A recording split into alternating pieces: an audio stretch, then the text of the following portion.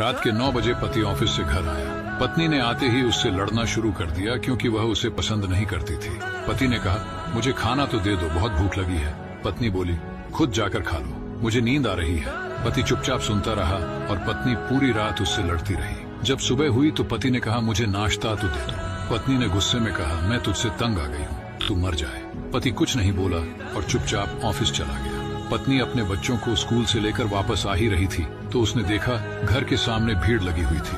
वह करीब पहुंची तो देखा उसके पति की लाश घर के सामने पड़ी हुई थी। उसके ऊपर कयामत सी आ गई। मन में सन्नाटा सा छा गया। लोग आपस में बातें कर रहे थे कि कार से उसका एक्सीडेंट हुआ है। पत्नी जोर से चीखने लगी और चिल्लाने लगी कि मनोज उठ जाओ, मैं अब तुमसे कभी नहीं लड़ूंगी, तुम्हें कुछ नहीं कहूंगी, मुझे कुछ नहीं चाहिए। उठो मनोज, तुम्हें भूख लगी थी ना, चलो मैं खाना देती हूँ, मुझे छोड़कर ना जाओ, उठ जाओ। लेकिन मनोज कैसे उठता?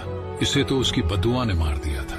मनोज के जाने के बाद पत्नी को दुनिया के रंग नजर आने लगे, रिश्ते बदलते दिखने लगे, उसके अपने उससे मुंह मोड़ने लगे, दुनिया के लोग उसे गंदी नजरों से देखने लगे।